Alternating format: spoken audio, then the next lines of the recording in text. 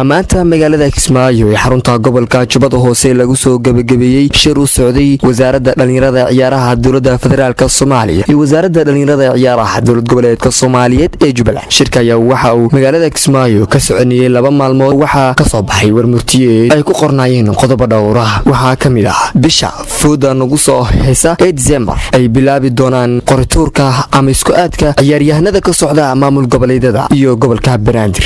Waa kan agaasimaha guud ee wasaaradda Xasan Bayax oo akhrinaya warmurtiyeed shirweyne qaatay 17 ilaa 19 November 2017 ay isku yimaadeen wasiirka wasaaradda dhalinyarada iyo isboortiga xukuumadda Jamhuuriyadda Federaalka Soomaaliya iyo wasiirada wasaaradaha dhalinyarada iyo isboortiga dowladda xubnaha ka ah dowladda federaalka, gudoomiyaha kubadda cagta gobolka Banaadir iyo gudoomiyaha xiriirka kubadda cagta Soomaaliyeed ee ka dhacay caasimadda ku meel gaarka dowlad goboleedka Jubbaland Kismaayo. waxaa goobjoog ka ah xildhibaano ka tirsan golaha shacabka.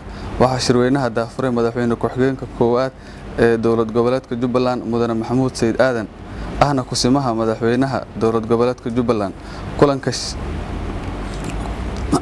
kulanka shirweynahan ayaa kii lixaad oo daba socda kulamadii hore noogu qabsoomay magaalooyinka Muqdisho, Baydhabo iyo Garowe, waxaana la isla qaatay qodobadan soo socda. 1. waxaa la go'aamiyay in 19 November ilaa iyo 1 December ay noqoto keenista iyo dejinta ciyaartooyda dowlad goboleedyada iyo gobolka Banaadir. waxaa sidoo kale la isla qaatay 2 ilaa 5 December inay kooxaha tababar ku qaataan garoonka kubadda cagta Wama Kismaayo. isla 3 bisha waa qorituurka kooxaha si uu u soo baxo jadwalka isku aadka kooxaha. 6 bisha December waa maalin nasasho. waxaa la go'aamiyay in 7 bisha December uu si rasmi ah u furmo tartanka kubadda cagta ee dowlad goboleedyada iyo gobolka Banaadir. waxaa la isla go'aansaday in dib loo dhigo qabashada shirweynaha qaran ee dhalinyarada Soomaaliyeed ee Muqdisho ka furmi lahaa 30 November, waxaana laga dhigay 17 ilaa 20 bisha December sanadka 2017. waxaa kaloo la go'aansaday maadaama ay bisha November suurtagal ahayn in la qabto daahfurka siyaasadda qaran ee isboortiga oo ka dhici lahaa Cadaado, caasimadda ku meel gaarka dowlad goboleedka Galmudug, in laga dhigo horaantii bisha Janaayo 2018 sanadka cusub haddii Alla awoodo idmo insha Allah. wabillahi tawfiiq.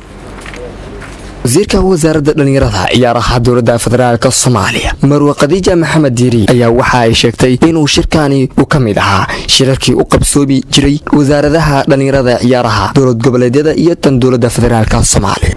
waa kulankii lixaad ee aan ugu kulmi jirnay wasiirada dowlad goboleedyada iyo wasaaradda dhalinyarada isboortiga.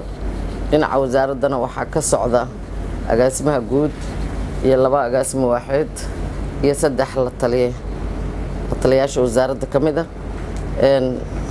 waxaan kulligan isku wada raacsanahay warmurtiyeedkaas 7 qodob ka kooban.